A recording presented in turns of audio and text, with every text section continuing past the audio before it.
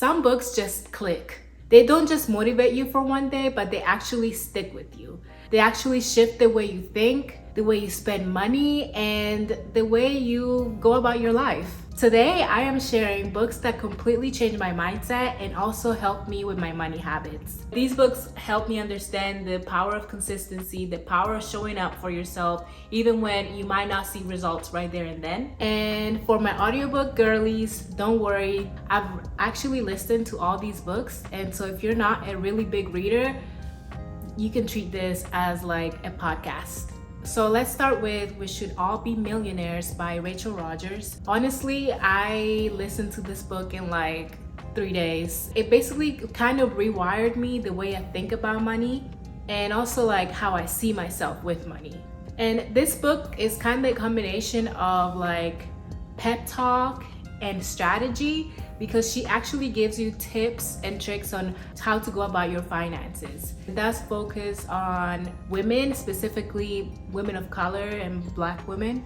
And it just talks about how we actually do deserve wealth and we have the power to get that wealth. And what stuck with me the most is that she really broke down the reasons behind why or how women normally are shrinked by society. Like, we are wired to feel like we are undeserving of wealth, and sometimes us women, us Black women, feel like we should feel guilty of wanting more. And so she breaks that down very clearly. Because, for example, how many times did you undercharge or undersell yourself? And she made me really understand why we are wired like this, and it's not really because of us, but like the society we actually live in. The book really helped me change how I talk about myself to others and how I talk to me. But now I know that I can fill those spaces.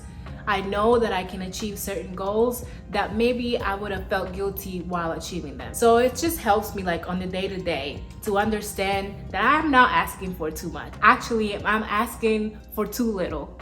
And I am able and willing and capable to fill spaces that once upon a time were not welcomed to people that look like me. So if you ever felt stuck between you wanting more, but also feeling guilty or feeling like you're asking too much, let me tell you, this book will shake you right out of it. So next is Secrets of the Millionaire Mind by T. Harv Eker. And I've read this book twice already. It's not a flashy book or anything. It's honestly going into the root of your mindset. He talks specifically about the money blueprint. So everyone has a money blueprint. And he explains that it's almost like a script that we have incorporated. It's basically kind of like the algorithm you see in social media, on your social media feed, but it's the algorithm that your body has absorbed. And basically your subconscious mind have picked up in your childhood, with your experiences, with people around you, certain clues on how to operate with money. And so a lot of times when we come from a place of brokenness, of survival, that's how we also act, even though we're not in that place anymore. However, we keep on getting back to that place. So it's almost like a cycle. Like, we keep repeating things that we have experienced in life, and then those things keep us in the place that we started. So it really goes into how, like, it's not because you're bad with money, but it's because you're wired to be bad with money, and you have a preconceived script on how you're supposed to manage money. And another thing that it goes into is people that complain. Now, there are people that will complain about their money situation, but not in a sense of I need to do better, but they will start blaming everyone around them. And that actually helped me how I think about it, because if something we created failed, we had part into that. The book goes into detail on how to actually take those failures and understand what we can do better and how we can reframe our mind to be better the next time instead of start blaming people. People that complain about things over and over and over again, sometimes it's really their fault as to why they feel that way. And another thing I liked about this book is that he kept on bringing affirmations and actual steps to help you rewire or reprogram your mindset.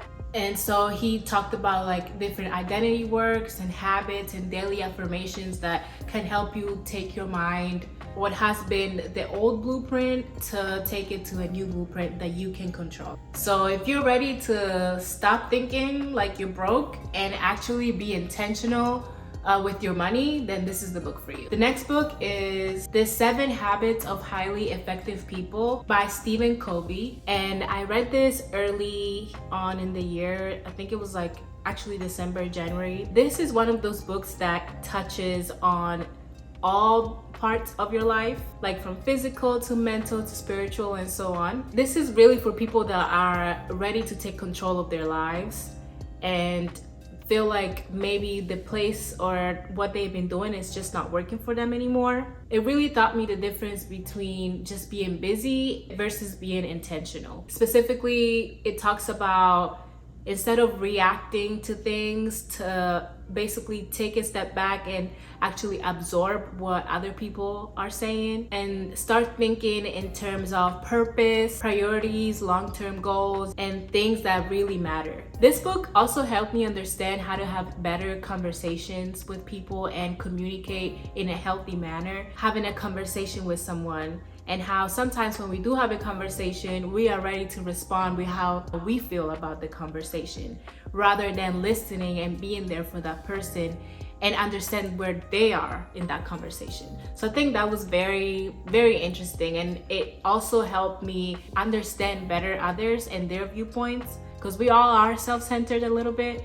And I think that helped me kind of take the focus off of me while I'm having a conversation with someone that I love. And another thing that really is important in this book is how he talks about begin with the end in mind. And that is kind of like, okay, it's basically telling you to pause and understand why you're doing the things you do.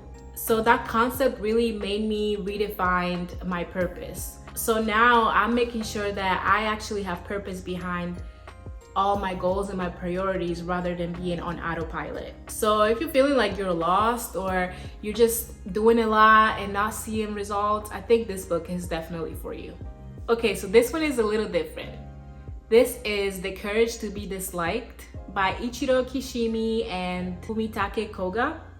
I think that's how you say it. But this one was definitely like a bunch of light bulbs just going off every time I was listening to it. It's not about money, but it's more about mindset shifting. So the book is written in a conversation manner. And so it's a philosopher talking to a younger person, a younger man.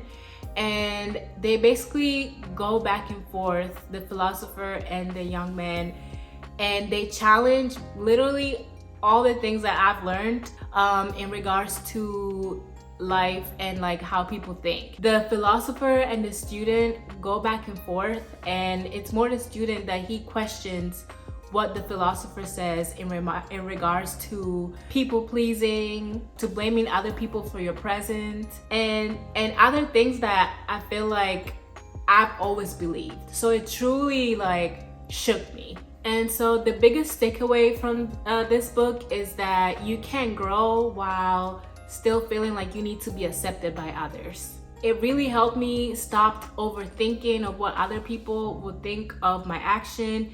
It helped me stop trying to be perfect and really understand that what people think about me does not serve me. But what I think about myself is what truly matters, because I have to go to bed with me every night.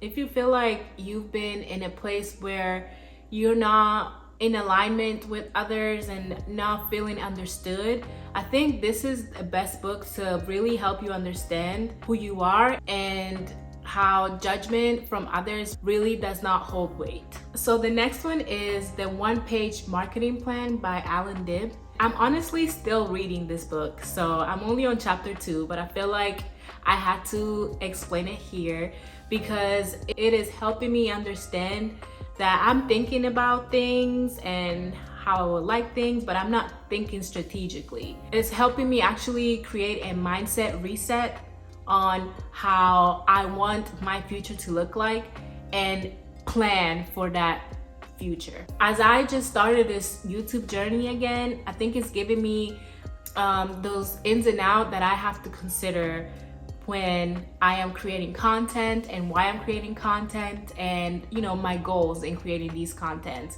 And what is helping me realize is that I'm not doing side projects. I'm integrating things that I'm doing into my life and building something. And so this book has already helped me understand better what I want to do, what I truly want to focus on, and how I'm going to do it. So I think that if you've ever had a business idea and felt overwhelmed, this book kind of breaks it down in easy steps in order to strategically move forward with your business. So the next book is .com Secrets by Russell Brunson. And honestly, this book was a little hard to listen because he has a lot of information and it comes out fast. So I feel like it's one of those books that I have to read again. However, this book has a lot of good information. It is technically a marketing book. However, you can use this type of framework that he explains in the book about funnels and things like that into various aspects of your life. I honestly saw the book more for like creators and entrepreneurs and people that are trying to organize things in their life. So the biggest thing that I've learned is learning things in terms of systems and storytelling, not just randomly for content, but for building a journey with your audience, knowing who they are, what problem you're trying to solve, and how to guide them through transformation. So even if you're not launching a business today, this book really helps you start thinking like a builder. And that alone can also change your approach. So yes, honestly, these books have really changed my perspective and honestly really helped me show up for myself. I feel like I always tried to compare myself to others and what they did, thinking that maybe they were in a better position than me. But these books help me understand the power of consistency, the power of showing up for yourself, even when you might not see results right there and then. And so that's why I'm truly here today. So let me know in the comments if you read any of these and if you want to read any of these, or if you want me to go into more detail in some of these books. And let me know what other books have changed your mindset so I can also read them and just expand and learn more. And if this video helped you, please give me a thumbs up and subscribe for more.